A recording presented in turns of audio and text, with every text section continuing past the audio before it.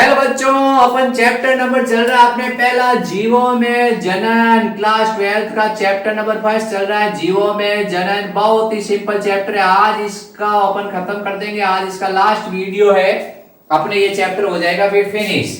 तो अपने chapter number first, chapter number second और चैप्टर नंबर 3 क्लास 12 के तीनों के मैंने क्या कर दिए हैं, वीडियो बना दिया। आप शुरू से एंड तक देख सकते हो कि भाई आपको कोई किसी प्रकार की एक लाइन से लाइन आपको बताया है और आपको सब ए टू जेड पॉइंट क्लियर हो जाएगा। आज जो अपन पढ़ेंगे उस टॉपिक का नाम है निषेचन पश्च घटनाएं। जो आज टॉपिक है उसका नाम है निषेचन पश्च घटनाएं। ठीक है बच्चों, मेरे प्यारे बच्चों, आज जो अपना टॉपिक है उसका नाम है निषेचन पश्च घटनाएं। अब निषेचन पश्च घटनाएं हैं उसको दो भागों के अंदर बांटा गया है। सबसे पहली जो घटना है उस घटना का नाम आपको बताना है युग्मनज। इसको दो भागों के अंदर बांटा गया है। सबसे पहला है जिसका नाम है युग्मनज और दूसरा है जिसका नाम है भ्रूणोद्भवन। बहुत इजी टॉपिक है, लेकिन इसमें एक ऐसा टॉपिक आएगा युग्मनज के अंदर जो आपके 11th में अगर आपने नहीं पढ़ा तो आज आपका ये कंसेप्ट भी क्लियर हो जाएगा। 11th का एक टॉपिक है, इसमें दे रखा है उस 12th के अंदर, और इन्होंने सिर्फ एक लाइन लिख ली है कि इस टॉपिक को आप 11th की किताब से पढ़ें, या आपने पूर्व में पढ़ रखा है, कोई बात नहीं। आपने 11th में नहीं पढ़ा है तो मैं आज आपको पूरा ये क्लियर कर दूंगा। अब अपन सबसे पहले युग्मनज की थोड़ी परिभाषा पढ़ लेते हैं कि युग्मनज क्या है। एक चीज याद रखना, युग्मनज सदैव द्विगुणित होता है। युग्मनज सदैव कैसा होता है? द्विगुणित होता है, यानी ये डिप्लॉइड होता है। ये चीज ध्यान रखना, चाहे कोई भी जीव होगा ये डिप्लॉइड होता है। ठीक है, युग्मनज सदैव द्विगुणित होता है, ये अपने गांठ बांध लेनी है, यानी आपको अंडरस्टूड होना चाहिए। कभी भी आपसे पूछे ये है युग्मनज और इसकी जगह अगर युग्मक लिखा हुआ हो तो बताओ बच्चों क्या होगा? अगुणित। ये है युग्मनज जाइगोट और ये है गैमेट। दोनों शब्दों को आप थोड़ा गौर करना। ठीक है, अब अपन कहते हैं ये निरंतरता बनाए रखता है जीवों में। ये क्या करता है? निरंतरता बनाए रखता है जीवों के अंदर। निरंतरता बनाए रखने के लिए महत्वपूर्ण कड़ी है। अब उसके बाद आपको नेक्स्ट विशेषता बतानी है। जो युग्मनज होता है ये भ्रूणीय विकास की प्रथम कोशिका है। जो भ्रूणीय विकास होता है उस भ्रूणीय विकास की ये क्या है? प्रथम कोशिका है। जितने भी जीवों का विकास हुआ है भ्रूणीय विकास की प्रथम कोशिका है। हमारा भी विकास हुआ है तो हमारा निर्माण सबसे पहले किससे हुआ है? युग्मनज से। और युग्मनज से क्या हो गया? एक मनुष्य बन गया है। ठीक है, तो इस तरह से अपन कहते हैं कि ये भ्रूणीय विकास या प्रत्येक जीव की प्रथम कोशिका है। एक कोशिका पूरा शरीर बना देती है। अनबिलीवेबल, यानी कि एक कोशिका में इतनी शक्ति है। एक शुक्राणु आया, एक अंडाणु आया, क्या बनाया? युग्मनज बनाया। इस युग्मनज ने पूरे शरीर को बना दिया, पूरे मनुष्य का निर्माण कर दिया। आप सोच नहीं सकते हो, इतनी कोशिका छोटी और इतना बड़ा शरीर बना दिया। ठीक है, तो ये क्या है? ये सब इसमें कोशिका विभाजन से हो रहा है। किससे हो रहा है? ये सब कोशिका विभाजन और कोशिका विभेदीकरण से होगा। ठीक है, तो सबसे पहले आपको इसमें इंट्रोडक्शन अपन ने दे दिया है कि इंट्रोडक्शन ऐसे दिया है कि जो युग्मनज है, युग्मनज होता है द्विगुणित। आपसे क्वेश्चन टीचर क्या क्वेश्चन करता है? जैसे आप एग्जाम में बैठे हो, आपसे पूछ लेगा कि बताओ बेटा जी, बताओ युग्मनज अगुणित होता है द्विगुणित होता है? तो अपन कॉमन सेंस से अपन कहेंगे सर ये नर युग्मक और मादा युग्मक के मिलने से बनता है, तो ये क्या है? द्विगुणित है। फिर उसके बाद वो अगला सवाल पूछेगा, उसको अच्छा लगता है ये सवाल, ये पूछता है कि भ्रूणीय विकास हो रहा है, उस भ्रूणीय विकास की प्रथम कोशिका का नाम बताओ। तब भी अपना उत्तर क्या होगा? युग्मनज होगा। क्या होगा? अब कुछ इन्होंने एक क्वेश्चन दिया है कि जो शैवाल है, क्या है? शैवाल है, कवक है। जो शैवाल और कवक है उसमें जो युग्मनज बनता है, ठीक है, ये युग्मनज बनता है। ये युग्मनज प्रतिकूल परिस्थितियों में जीव की सुरक्षा कैसे करता है? युग्मनज प्रतिकूल परिस्थिति है उसमें जीव की सुरक्षा कैसे करेगा? प्रतिकूल परिस्थिति में जीवन की सुरक्षा कैसे करेगा? तो आपको बताना है युग्मनज अपने चारों ओर क्या करेगा बच्चों? युग्मनज अपने चारों ओर क्या करेगा? एक अपने चारों ओर ऐसा आवरण बना लेगा, यानी एक सुरक्षात्मक एक परत बना लेगा। ये विश्रांति अवस्था में रहेगा, यानी ये काफी समय तक निष्क्रिय रहेगा। जैसे पानी की कमी है, तापमान ज्यादा है, तो तो युग्मनज अपने चारों तरफ एक आवरण बना लेता है।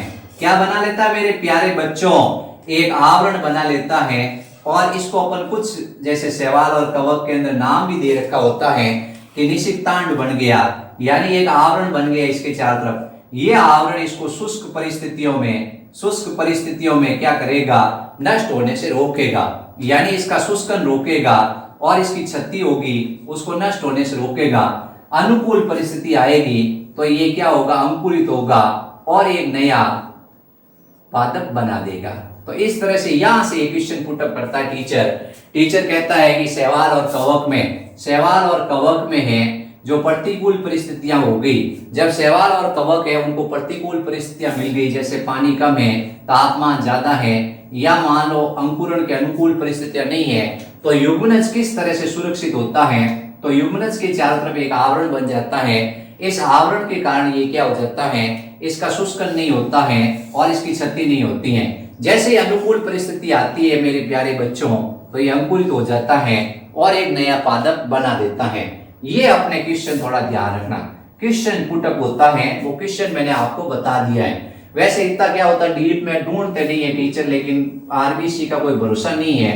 वो मान लो लाइन से लाइन पूछते हैं, टीचर को पेपर सेटर को कहते हैं आप पेपर बनाओ, तो उनको क्या करना पड़ता है? 20 से प्रश्न उठाना पड़ता है। 20 से प्रश्न वो ऐसे उठा लेते हैं कि युग्मनज अपनी क्षति को रोकने के लिए या अपने शुष्कन को रोकने के लिए अपने चारों तरफ निष्क्रिय आवरण बनाता है। ये निष्क्रिय आवरण क्या करता है? इसको सुरक्षा देगा और अनुकूल परिस्थिति आने पर ये क्या होगा? अंकुरित होगा। अब बच्चों इसमें क्या है? अब अपने इसमें एक जीवन चक्र की घटनाएं हैं। कैसी है? जीवन चक्र की घटनाएं। मैं आपको समझाता हूं किस तरह से जीवन चक्र होगा। फंडा आपका क्लियर कर देंगे। 11वीं में वैसे आपने ये पढ़ रखा है, लेकिन अपने थोड़ा समझाते हैं आपको। पादपों में जीवन चक्र 3 घटनाओं में बांटा गया है। कितनी घटनाओं में? यानी जीवन चक्र को 3 भागों के अंदर इन्होंने क्या कर दिया है? डिवाइड कर दिया है। जीवन चक्र को 3 भागों में पीढ़ी एकांतरण कह सकते हैं। पीढ़ी एकांतरण या जीवन चक्र की अवस्था है या जीवन चक्र, ठीक है। अब सबसे पहले अपन क्या कहते हैं? ये 3 तरह का होता है। पहला होता है अगुणित पीढ़ी एकांतरण। मेरे प्यारे बच्चों ये ध्यान से समझना। दूसरा होता है द्विगुणित पीढ़ी एकांतरण। क्या होता है? द्विगुणित पीढ़ी एकांतरण। द्विगुणित पीढ़ी एकांतरण के बाद तीसरा होता है जिसका नाम है अगुणित द्विगुणित पीढ़ी एकांतरण, ठीक है। ध्यान से समझना, बहुत इंपॉर्टेंट है। समझ में आ गया तो आगे, नहीं तो आपको समझ में आना बहुत मुश्किल है टॉपिक, ठीक है। बहुत भारी पड़ता है बच्चों को, कंसेप्ट क्लियर होता ही नहीं है। अब क्या होता है? टीचर समझा के परेशान हो जाता है, लेकिन बच्चा क्या है कि जब तक इसको अपने लाइफ में नहीं लेगा, अपने आसपास नहीं देखेगा, तब तक ये उसको समझ में नहीं आ सकता है। अगुणित को अपन इंग्लिश में भी लिख देते हैं, इंग्लिश थोड़ी इसमें सरल है। हैप्लॉन्टिक। क्या है? Haplontic alternation of generation. ये है डिप्लॉन्टिक। क्या है? डिप्लॉन्टिक। और ये है हैप्लोडिप्लॉन्टिक, ठीक है बच्चों। हैप्लोडिप्लॉन्टिक, ये थोड़ा क्या आपको ध्यान देना पड़ेगा, समझना पड़ेगा। अब मैं आपको आपके दैनिक जीवन से समझाता हूं कि आप अपने आसपास जो देखते हो इसको द्विगुणित को समझाते हैं। पहले क्या है? द्विगुणित को समझाते हैं अपन। आपको एक एक चीज को क्लियर करेंगे, आपको इसको ध्यान से समझना। अगर ध्यान से आपने समझ लिया तो आप आराम से इसको क्या करोगे? क्लियर कर लोगे। डिप्लॉन्टिक प्रकार का पीढ़ी एकांतरण। अब डिप्लॉन्टिक पीढ़ी एकांतरण में क्या होता है? सबसे पहले पादप की 2 अवस्था होती है। एक का नाम होता है बीजाणु उद्भिद। क्या होता है? एक का नाम होता है बीजाणु उद्भिद अवस्था, स्पोरोफाइटिक, और दूसरी होती है युग्मोद्भिद अवस्था, ठीक है, गैमेटोफाइटिक। स्पोरोफाइटिक और गैमेटोफाइटिक, ये है गैमेटोफाइटिक और ये स्पोरोफाइटिक, ठीक है। ध्यान से समझना आप लोग, बहुत ही बच्चों एकदम कंसंट्रेट हो जाओ। एक मेरे पास ये बीज है, आपके पास भी बीज ले सकते हो। बीज को आपको क्या करना है? जमीन में बोना है। बीज को जमीन में बोते हो, एक पौधा उगता है, उगता आपके आसपास पौधे उगे होंगे, पौधा उग गया। अब आप कहोगे ये बीज आपने लिया, ध्यान से कहानी की तरह सुना रहा हूं मैं आपको, आपको समझ में आ जाएगा। बीज उगाया आपने, पौधा उगा, पौधा काफी लंबे समय तक जिंदा रहता है। ये पौधा है वो बीजाणु उद्भिद है। क्या है? नाम से पता चल रहा है बीज से उगा है, इसलिए इसका नाम है बीजाणु उद्भिद। जो बीज से पैदा होता है उसको कहते हैं बीजाणु उद्भिद। ये प्रभावी होता है और इसका जीवन चक्र क्या होता है? लंबा होता है। ठीक है, समझ गए बात को? दो चीजें याद रखनी, बीजाणु उद्भिद प्रभावी है और इसका जीवन चक्र क्या है? अधिक है। मैं आपको आपके आसपास घटना ले जा रहा हूं, अगर ये आपको समझ में आ गया, ये दोनों आप समझ लोगे, वरना आपको ये समझ में नहीं आएगा ये दोनों में क्या होगा, आपको ये दोनों समझ में नहीं आ सकते, क्योंकि ये दोनों आप देखते नहीं हो अपने आसपास। ये शैवाल होगा, ये अपने टेरिडोफाइटा ब्रायोफाइटा होगा। इसके एग्जाम्पल है एंजियोस्पर्म, जिम्नोस्पर्म। एंजियोस्पर्म और जिम्नोस्पर्म यानी आवर्त बीजी अनावर्त बीजी है, इसलिए ये समझ में आ जाए, क्योंकि ये आपने देख रखा और अपने हाथ से आप बीज बोते हो। बीज को आपने बोया तो बीज से पौधा होगा, ये पौधा है, इस पौधे को कहते हैं बीजाणु उद्भिद। क्या कहते हैं? बीजाणु उद्भिद। ये प्रभावी होता है और इसका जीवन चक्र लंबा होता है। ये हो गई बात। अब इसके ऊपर पुष्प आए। क्या है बच्चों? पुष्प आए। पुष्प के अंदर क्या होते हैं? पुष्प के अंदर आपको बताना है पुंकेसर और स्त्री केसर होते हैं। और इसके अंदर क्या बनते हैं? नर युग्मक। इसके अंदर क्या बनते हैं मेरे प्यारे बच्चों? मादा युग्मक बन गए। नर युग्मक मादा युग्मक बन गए। फिर इसके बाद इनका हुआ संलयन और क्या बना? द्विगुणित युग्मनज बन गया। अब अपन कह रहे हैं कि ये बीज, ये जो पुष्प है और ये पुष्प से युग्मक बने हैं, ये किसको निरूपित करते हैं? युग्मोद्भिद को। तो पहला पॉइंट, युग्मोद्भिद किसके ऊपर आश्रित है? युग्मोद्भिद बीजाणु उद्भिद पर आश्रित है। सबसे पहला पॉइंट आप बताओगे युग्मोद्भिद किसके ऊपर आश्रित है? बीजाणु उद्भिद पर। दूसरा पॉइंट, इसका जीवन काल क्या होता है? कम होता है। इसका जीवन काल क्या होता है? कम होता है। तीसरी विशेषता, युग्मोद्भिद क्या है? अगुणित है और बीजाणु उद्भिद क्या है? द्विगुणित है। क्या है? द्विगुणित है। अब इसके बाद ये युग्मनज बना, युग्मनज से क्या हो गया? भ्रूण बना, और भ्रूण किसके अंदर होता है? बीज के अंदर। यानी इससे फिर बीज से क्या करेंगे? नया पौधा उगेगा। तो इसका जीवन काल क्या है मेरे प्यारे बच्चों? कम है। इसका जीवन काल क्या है मेरे प्यारे बच्चों? ज्यादा है। तो इसमें बीजाणु उद्भिद है और युग्मोद्भिद है। बीजाणु उद्भिद है, युग्मोद्भिद है, बीजाणु उद्भिद है, युग्मोद्भिद एकांतर क्रम में। बीज बोया, पौधा लगा, पौधे के अंदर पुष्प आए, पुष्प आती अपन ने कहा युग्मोद्भिद है। फिर उसके बाद इससे क्या हुआ? नया पौधा फिर बना, अगला पौधा आप उगा रहे हैं। तो इस तरह से क्या होता है? ये फिर अल्टरनेट चलते हैं। ऐसा नहीं होता है कि बीज को बोते ही पहले पुष्प आएंगे। बीज को बोते ही पहले पौधा लगेगा, पौधा लगेगा तो उसमें पुष्प आएंगे। पुष्प का जीवन काल कम होता है। पुष्प का जीवन काल कम होता है और पुष्प किसको निरूपित करता है? युग्मोद्भिद पीढ़ी को निरूपित करता है। ये नर युग्मक और मादा युग्मक बनते हैं, इनका जीवन काल कम होता है, ये अगुणित होते हैं। अब अपन कह रहे हैं युग्मोद्भिद अगुणित होता है, हो रहा है अगुणित। बीजाणु उद्भिद द्विगुणित होता है। युग्मोद्भिद आश्रित होता है किसके ऊपर? बीजाणु उद्भिद पर। और उसके बाद ये जो बीजाणु उद्भिद है वो क्या है? मुख्य है। कैसा है? और इसका जीवन चक्र अधिक है, यानी इसका लाइफ स्पेन क्या होता है? ज्यादा होता है। समझ गए बच्चों? ये अपने ध्यान रखना है। इसको कहते हैं द्विगुणित पीढ़ी एकांतरण। क्या कहते हैं? एक बार इसको वापस मैं थोड़ा रिवाइज कर दूं शॉर्ट में, बिल्कुल शॉर्ट में अपन इसको पढ़ लेंगे।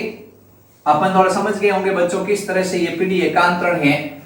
ये अपने को थोड़ा ध्यान रखना है, अपने कंसेप्ट क्लियर हो जाए। अगर ये कंसेप्ट क्लियर हो गया तो आपको साइड वाले दोनों समझ में आ जाएंगे। ये ऐसे कह रहा है कि अपन ने जब देखा, आपको अगर फोन में थोड़ा कम दिखे, डार्क दिखे, तो आप क्या ब्राइटनेस इंक्रीज कर लो बच्चों, जिससे आपको वीडियो क्लियर दिखेगा। अपन सबसे पहले पढ़ रहे हैं द्विगुणित प्रकार का पीढ़ी एकांतरण। द्विगुणित प्रकार का पीढ़ी एकांतरण पढ़ रहे हैं। द्विगुणित प्रकार का पीढ़ी एकांतरण।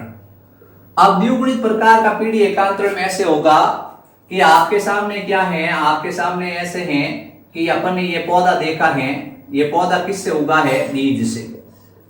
ठीक है, बीज से उगा है, तो अपन कह रहे हैं बीज से पौधा उगा, इस पौधे को कहते हैं बीजाणुउद्भिद। क्या कहते हैं? बीजाणुउद्भिद। समझ गए? ये प्रभावी होता है, मुख्य होता है, और इसका जीवन काल अधिक होता है, और सबसे मेन विशेषता क्या है? ये द्विगुणित होता है। बीजाणुउद्भिद तो द्विगुणित ही होगा। ठीक है, द्विगुणित होता है। ठीक है, अब इसके बाद क्या होता है? इस पौधे के ऊपर पुष्प लगते हैं। पुष्प के अंदर नर युग्मक मादा युग्मक बनते हैं, नर युग्मक और मादा युग्मक बनते हैं, और नर युग्मक और मादा युग्मक बनते हैं। ये क्या है? ये युग्मोद्भिद है। क्या है? ये नर युग्मक और मादा युग्मक बने, ये युग्मोद्भिद है। ये युग्मोद्भिद क्या है ये आपको बताना है। पर किसके ऊपर निर्भर है? ये निर्भर है बीजाणुउद्भिद पर। किस पर निर्भर है? बीजाणुउद्भिद पर निर्भर है। इनका जीवन काल कम है। जीवन काल क्या है? कम है। ठीक है, और फिर ये आपस में क्या होते हैं? संलयित होते हैं, सिनगैमी होती है इनकी, और क्या बनता है? द्विगुणित युग्मनज। द्विगुणित युग्मनज बनता है, और द्विगुणित युग्मनज से मेरे प्यारे बच्चों क्या बनता है? नया पौधा। तो ये द्विगुणित युग्मनज ऐसे बनेगा भ्रूण, और भ्रूण से फिर नया पौधा। अब आपके एक डायग्राम है, इस डायग्राम में आपको इस तरह से शो करना है। ये आप बताओगे नर युग्मक ये है जो पीढ़ी है गैमेटोफाइट। क्या है? गैमेटोफाइट। इसका लाइफ स्पेन होता है शॉर्ट। ये है स्पोरोफाइट, इसका लाइफ स्पेन होता है लॉन्ग। ठीक है, ये अपन कह रहे हैं ये क्या है? ये गैमेटोफाइट है। इस तरह से ये गैमेटोफाइट है। इसका लाइफ स्पेन क्या है? इसका लाइफ स्पेन आपको बताना है, कम है। अब अपन यहाँ पे क्या स्पोरोफाइट है, इसके अंदर स्पोर बन गए, अपन कह रहे हैं स्पोर बन गए। फिर यहाँ पे आपको क्या गैमेटोफाइट के अंदर स्पोर बनाने, गैमेट्स बनाने और गैमेट्स को आपस में फ्यूज करना है। तो ये द्विगुणित प्रकार का पीढ़ी एकांतरण आपके जीवन से जुड़ा हुआ है, आपके आसपास है, उनको आपने देख रखा है। अब अपन क्या करते हैं? अगुणित प्रकार का बताते हैं। किस प्रकार का? अगुणित प्रकार का आपको पीढ़ी एकांतरण बताते हैं। ये मेरे हिसाब से आपके कंसेप्ट क्लियर हो गया होगा। अगर ये आपसे पूछा जाएगा तो आप आराम से इसको एक्सप्लेन कर दोगे। ठीक है, तो अपने ध्यान रखना है कि इस तरह से क्या होगा। चैनल को लाइक, सब्सक्राइब और शेयर करें मेरे प्यारे बच्चों, ताकि मेरे से भी ज्यादा से ज्यादा बच्चे जुड़ सकें। अब अपन नेक्स्ट पढ़ रहे हैं अगुणित प्रकार का पीढ़ी एकांतरण। अगुणित प्रकार का पीढ़ी एकांतरण। अब अपन समझते हैं कि इस तरह से क्या होगा। वापस haplontic type alternation of generation. ये जैसे कुछ सवाल में पाया जाता है। एग्जाम्पल याद रखना है। सवाल के नाम क्या है? सबसे पहले है क्लेमाइडोमोनास। क्लेमाइडोमोनास के बाद दूसरा है वॉलवॉक्स। क्या है? वॉलवॉक्स। क्लेमाइडोमोनास, वॉलवॉक्स और स्पाइरोगाइरा। मैंने इस सीवीएस याद कर लेना। Chlamydomonas, Volvox, spirogyra. CVS Chlamydomonas, Volvox और स्पाइरोगाइरा। इन सवाल के अंदर अगुणित प्रकार का पीढ़ी एकांतरण पाया जाता है। ये सवाल है, ये सवाल उगा हुआ है यूलोथ्रिक्स से। क्या है? ये अपन कह रहे हैं क्लेमाइडोमोनास, वॉलवॉक्स, स्पाइरोगाइरा मान लेते हैं। ये क्या है? ये अगुणित युग्मोद्भिद है। ये क्या है? अगुणित युग्मोद्भिद है। इसका जीवन काल क्या होता है? अधिक होता है। लंबे समय तक ये जीवित रहता है पानी के अंदर। इसकी सब कोशिकाओं के अंदर गुणसूत्र के कितने समुच्चय हैं? एक समुच्चय है, एन है सब। पूरी बॉडी क्या है? बॉडी की सब सेल एन है, इसलिए इसका नाम है अगुणित युग्मोद्भिद। अब इसके अंदर क्या होगा? इसके अंदर युग्मक बनेंगे। कौन से विभाजन से बनेंगे मेरे प्यारे बच्चों? यहां ध्यान रखना, समसूत्री विभाजन। कैसा होगा? समसूत्री विभाजन। कितने युग्मक बनेंगे? एक नर युग्मक, एक मादा युग्मक। एक नर युग्मक बन गया, या आइसोगैमस प्रकार का नर युग्मक, मादा युग्मक। ये भी किसको निरूपित कर रहा है? युग्मोद्भिद को। किसको निरूपित कर रहा है? अभी तक युग्मोद्भिद चल रहा है। नर युग्मक और मादा युग्मक संलयित हुए। नर युग्मक और मादा युग्मक का क्या हुआ? संलयन हुआ, यानी सिनगैमी हुआ। इसका क्या हुआ? सिनगैमी, निषेचन हुआ, संलयन हुआ, और मेरे प्यारे बच्चों बन गया द्विगुणित युग्मनज। क्या बन गया? द्विगुणित युग्मनज। ये द्विगुणित युग्मनज है, ये है बीजाणु उद्भिद। क्या है? बीजाणु उद्भिद। क्या है? बीजाणु उद्भिद। इसका जीवन काल बहुत कम, इसका जीवन काल बहुत कम होता है और ये कुछ समय तक रहता है। तुरंत ये क्या होगा? इसका अर्धसूत्री विभाजन होगा। इसका कौन सा विभाजन होगा? अर्धसूत्री विभाजन होगा। और अर्धसूत्री विभाजन होते ही बनेंगे स्पोर। क्या बनेंगे? स्पोर। क्या बनेंगे? स्पोर बनेंगे। फिर स्पोर बनेंगे, स्पोर बन गए इसके स्पोर। द्विगुणित युग्मनज से 4 स्पोर बन गए। कितने बन गए? 4 स्पोर बन गए। इस स्पोर को अपन कहते हैं बीजाणु। क्या कहते हैं? बीजाणु। और फिर ये बीजाणु हैं, ये कहीं जाके बैठते हैं और अंकुरित होकर इस तरह से नया पौधा बना। तो आसमानी आपको ज्यादा दिख रहा है या लाल ज्यादा दिख रहा है? पहले तो मेरे को ये बताओ, आप अपनी नॉर्मल भाषा में मैं आपको सिंपल सा क्वेश्चन पूछ रहा हूं, मैंने इसमें आसमानी ज्यादा ब्लू ज्यादा बनाया या लाल ज्यादा बनाया? आपने सही कहा सर, आपने रेड है वो ज्यादा नहीं बनाया है, ब्लू ज्यादा बनाया है। आप एक बार डर गए सर क्या बोलेंगे, ठीक है, तो मैं कुछ नहीं बोलूंगा बच्चों, आपके और मेरे विचार बहुत मिलते हैं, मैं जानता हूं। तो अपन कह रहे हैं ये द्विगुणित बीजाणु उद्भिद तो बिल्कुल कम समय तक जीवित रहता है। मैन इसमें कौन है? अगुणित। और ये अगुणित है वो युग्मोद्भिद है। क्या है? अगुणित है वो युग्मोद्भिद है। तो इसको कहते हैं अगुणित प्रकार का पीढ़ी एकांतरण। और ये मुख्य यही है, बेचारा ये द्विगुणित युग्मनज आया, थोड़े टाइम के लिए आया और आके किस में बदल गया? अर्धसूत्री विभाजन द्वारा बीजाणु में बदल गया। अब बताओ बीजाणु या अर्धसूत्री विभाजन हुआ तो बीजाणु कैसे होंगे मेरे प्यारे बच्चों? बीजाणु होंगे अगुणित। तब इससे ये जो युग्मक बनेगा, वो जो पादप बनेगा वो कैसा होगा? अगुणित। आप बच्चों ने सवाल कर लिया सर ये द्विगुणित युग्मनज से जो स्पोर बने हैं, ये स्पोर है वो कैसे हैं? तो ये स्पोर आपको बताना है, स्पोर है वो अगुणित है। इसको थोड़ा और अच्छा क्लियर बना देते हैं। क्या करते हैं? इसको और अच्छा क्लियर बना देते हैं, एकदम बिल्कुल क्लियर। ये बन गए। इसके आगे एन लिख देते हैं और यहां लिख देते हैं बीजाणु। क्या लिख देते हैं? बीजाणु। और ये बीजाणु हवा में उड़ेंगे, जल में तैरेंगे और कहीं जाके स्थानबद्ध होके दया बना देंगे। अब इसका होगा अंकुरण अनुकूल परिस्थिति पर और इससे युग्मोद्भिद बढ़ेगा। बीजाणु कैसे होते हैं? अगुणित होते हैं। तो अगुणित प्रकार का पीढ़ी एकांतरण ये हो गया। मेरे हिसाब से आप लोगों को समझ में आ गया होगा। मैन कौन है? मैन अपने जैसे ये वापस वही डायग्राम बनाते हैं। तो इसमें ये क्या करते हैं, ये युग्मनज है उसको इतना सही बताते हैं। बन गया, कैसे बना है? ये नर युग्मक और मादा युग्मक के संलयन से बना। ये नर युग्मक मादा युग्मक का संलयन हुआ, इससे बाहर बनाया। नर युग्मक थोड़ा बाहर बनाते हैं। ये नर युग्मक है, ये मादा युग्मक है, इसका संलयन हुआ, क्या बना? ये द्विगुणित युग्मनज बना। और द्विगुणित युग्मनज को यहां लाके अपन क्या करेंगे? विभाजित कर देंगे। स्पोर बन गए। स्पोर आप कहोगे सर ये क्या होगा है? थोड़ा बड़ा बनाते हैं इसको, 1 2 3 और 4। फिर स्पोर से ये नया पौधा उगा देंगे। इसको कहेंगे गैमेटोफाइट। गैमेटोफाइट का मतलब क्या है मेरे प्यारे? ये स्पोर ब्लू बनाओ, सिर्फ यह युग्मनज है द्विगुणित, बहुत छोटा। यह अर्धसूत्री विभाजन हुआ, ध्यान रखना, बीजाणु बने तब। फिर उसके बाद ये क्या है? ये स्पोरोफाइट बना है। क्या बना है? Sorry, gametophyte. ये बना है गैमेटोफाइट, यानी इसको कहते हैं अपन मैन जो है वो गैमेटोफाइट है, इतना सारा। और यहां युग्मनज है उसका शॉर्ट लाइफ स्पैन है। समझ गए? अब इसके बाद तीसरा है।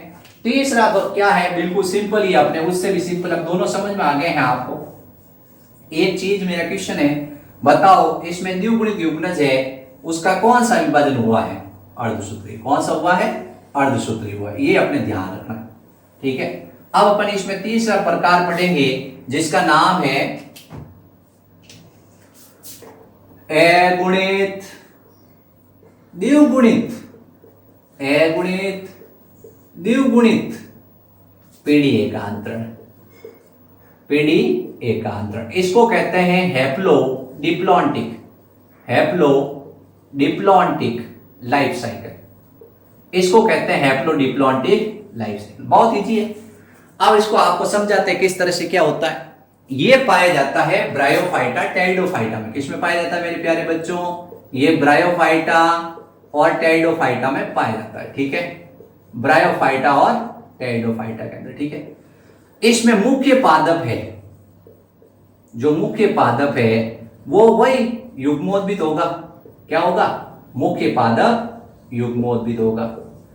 मुख्य पादप अगुणित युग्मोद्भिद होता है, ठीक है। जैसे रिक्सिया वगैरह है, इसमें मुख्य पादप है ये, इस तरह से ये रिक्सिया है, इसमें क्या है, ये मुख्य पादप है, अगुणित है, ठीक है। फिर इसके बाद इसमें क्या बनते हैं, इसमें बनते हैं पूदानी और स्त्रीदानी, और इससे बनते हैं युग्मक। क्या बनते हैं? युग्मक। नर युग्मक और मादा युग्मक, पुमाणु और अंडकोशिका। पुमाणु बन गया, अंडकोशिका बन गई, ठीक है। फिर उसके बाद क्या होगा, इन दोनों का संलयन होगा। संलयन होते क्या बनेगा? द्विगुणित युग्मनज बनेगा। क्या बनेगा? द्विगुणित युग्मनज। ये द्विगुणित युग्मनज बन गया मेरे प्यारे बच्चों, द्विगुणित युग्मनज बन गया। द्विगुणित युग्मनज बनते ही ये क्या था? ये था अपने युग्मोद्भिद पीढ़ी। क्या थी? युग्मोद्भिद पीढ़ी।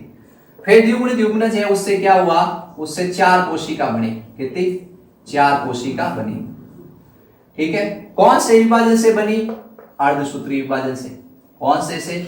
अर्धसूत्री विभाजन से। और ये 4 कोशिका बनने के बाद क्या होता है, इसके ऊपर ही ये रहता है, जो द्विगुणित बीजाणु उद्भिद है वो इसके ऊपर ही रहता है, ठीक है। द्विगुणित बीजाणु उद्भिद बना है वो इसके ऊपर ही आश्रित रहता है। उसके अर्धसूत्री विभाजन से क्या होता है, इसके अर्धसूत्री विभाजन से वापस ये युग्मोद्भिद बनेगा। 4 कोशिकाएं बनेगी, स्पोर्स बनेंगे। इन स्पोर्स से वापस क्या बनेगा? ये पादप बनेगा। तो इसका जो लाइफ स्पेन होता है इसके ऊपर डिपेंड रहता है, और ज्यादा डिस्टेंस, ज्यादा डिफरेंट नहीं होता। इसका लाइफ स्पेन और इसका लाइफ स्पेन लगभग इक्वली होता है। यानी मेन तो ये गैमेटोफाइट है, मेन तो युग्मोद्भिद है, लेकिन बीजाणु उद्भिद मैंने बनाया है वो काफी टाइम तक क्या होता है, इसके अंदर रहता है। कुछ टाइम के बाद इसमें 2 से 4 कोशिका, 4 से 8 कोशिका, फिर उसके बाद इसका अर्धसूत्री विभाजन होता है और युग्मोद्भिद बनता है। तो इनका जीवन चक्र है वो बराबर होता है, इसलिए इसका नाम अगुणित द्विगुणित पीढ़ी एकांतरण पड़ गया है, ठीक है। इसमें सवाल पूछा कि मुख्य कौन है, तो मुख्य युग्मोद्भिद है, लेकिन लाइफ स्पेन में अपन कंपैरिजन करेंगे तो लाइफ स्पेन में ज्यादा इनका डिफरेंट नहीं आएगा, ये अपने ध्यान रखना है। अब अपन इसका क्या है, भ्रूणोद्भवन पढ़ लेते हैं और इस चैप्टर को क्या कर देते हैं, कंप्लीट कर लेते हैं। तीनों ये अपने पीढ़ी एकांतरण के पॉइंट्स कंप्लीट हो गए हैं। अब भ्रूणोद्भवन पढ़ते ही अपन चैप्टर को, पहला चैप्टर, दूसरा चैप्टर और तीसरा चैप्टर, मैंने तीनों चैप्टर बच्चों आपको पढ़ा दिए हैं। मैं आपको जल्दी क्या है इनके इंपॉर्टेंट क्वेश्चन के भी वीडियो अपलोड कर दूंगा, तीनों चैप्टर्स के आप लोग देखें और ज्यादा से ज्यादा अपने दोस्तों को बताएं। अब अपन जो पढ़ेंगे उसका नाम है अपने भ्रूणोद्भवन। इसमें बच्चों 2-3 क्वेश्चन आएंगे छोटे छोटे, एक लाइन के, ठीक है। सबसे पहले अपन कहेंगे भ्रूणोद्भवन क्या है वो समझाते हैं। हाँ, तो अपन भ्रूणोद्भवन पढ़ रहे हैं, एम्ब्रियोजेनेसिस। सबसे पहले इसकी परिभाषा, भ्रूण बनने की क्रिया को, भ्रूण बनने की क्रिया को भ्रूणोद्भवन कहते हैं, ठीक है। यानी भ्रूण बनने की क्रिया को क्या कहते हैं, भ्रूणोद्भवन। अब अपने मन में सवाल आता है कि भाई ये भ्रूण बनने की क्रिया है, इसमें क्या होता है, इसमें ये द्विगुणित युग्मनज है, क्या है, द्विगुणित युग्मनज है, उसका होता है कोशिका विभाजन। द्विगुणित युग्मनज का क्या होगा मेरे प्यारे बच्चों, कोशिका विभाजन। क्या होगा, कोशिका विभाजन। और कोशिका विभाजन से क्या होती है, कोशिकाओं की संख्या बढ़ जाती है, कोशिकाओं की संख्या बढ़ जाती है। फिर कोशिका की संख्या बढ़ गई तो सबको ठिकाने भी करना है। कोशिकाओं की संख्या बढ़ने के बाद होता है कोशिका विभेदीकरण। क्या होता है, कोशिका विभेदीकरण। अब कोशिका विभेदीकरण की परिभाषा थोड़ी आपको बता देते हैं। यानी कोशिकाएं क्या होती हैं, विशिष्ट कार्य करने के लिए, कोशिकाएं विशिष्ट कार्य करने हेतु, किस हेतु, विशिष्ट कार्य करने हेतु, अंग और उत्तकों में अंगों व उत्तकों का निर्माण करती हैं। कोशिकाएं विशिष्ट कार्य करने हेतु अंगों व उत्तकों का निर्माण करती हैं, इसको अपन कहते हैं विभेदीकरण यानी डिफरेंटिएशन। ये कोशिका है, ये पाचन का काम करने के लिए क्या करेगी, पाचन तंत्र बना देगी। तो कोशिकाएं विशिष्ट कार्य करने के लिए अलग अलग अंग और उत्तकों का निर्माण करती है, इसको कहते हैं कोशिका विभेदीकरण, क्या कहते हैं, कोशिका विभेदीकरण। अब आ गई परिभाषा, क्या आ गई, दो परिभाषा आ गई, एक है सजीव प्रजनक, एक है सजीव प्रजनक और एक होते हैं अंड प्रजक, दो तरह के प्राणी। तीसरे और होते हैं अंड सजीव प्रजनक, वो आपने दे ही नहीं रखा, अपन बताएंगे क्यों। तो सजीव प्रजनक जो अपने समान क्या करते हैं, बच्चे उत्पन्न करते हैं, जो अपने समान संतान उत्पन्न करते हैं, जो अपने समान क्या उत्पन्न करते हैं, संतान उत्पन्न करते हैं, उनको कहते हैं सजीव प्रजनक। और जो अंडे देते हैं, क्या करते हैं, जो अंडे देते हैं, जैसे कि पक्षी, क्या है, पक्षी है, छिपकली है, ये अंडे देते हैं।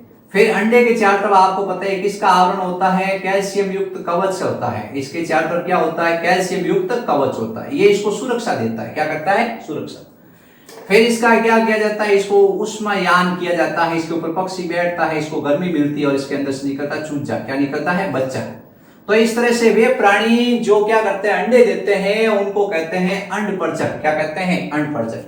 और जो अपने समान संतान, जैसे मनुष्य क्या करता है, अपने समान संतान उत्पन्न करता है, उसको कहते हैं सजीव प्रजनक। अब एक होते हैं, इसको अपन क्या कहते हैं, एक और नाम देते हैं बच्चों, इसको कहते हैं जरायुज, क्या कहते हैं, जरायुज, क्या कहते हैं, जरायुज लिखा हो, वीवी पोरस लिखा हो, क्या लिखा हो, वीवी पोरस लिखा हो, तो भी आपको क्या करना है, कंफ्यूज नहीं होना है। इसको कहते हैं अंडज, क्या कहते हैं, अंडज, ओविपोरस, क्या कहते हैं, ओविपोरस, ठीक है।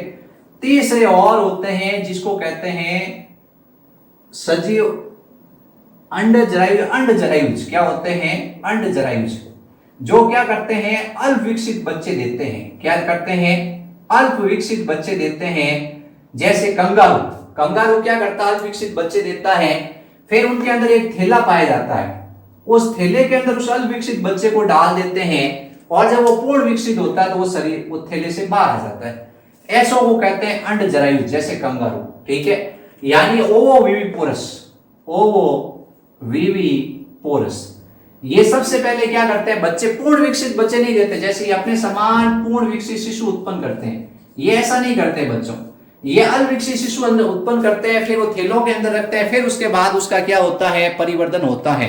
तो अपन कहते हैं ये क्या है, ये अंड जरायुज है, ये अंड परजक है और ये जरायुज है। जरायुज जो अपने समान संतान उत्पन्न करेंगे, अंडज जो अपने अंडे देंगे और अंड जरायुज जो अल्प विकसित बच्चे देंगे।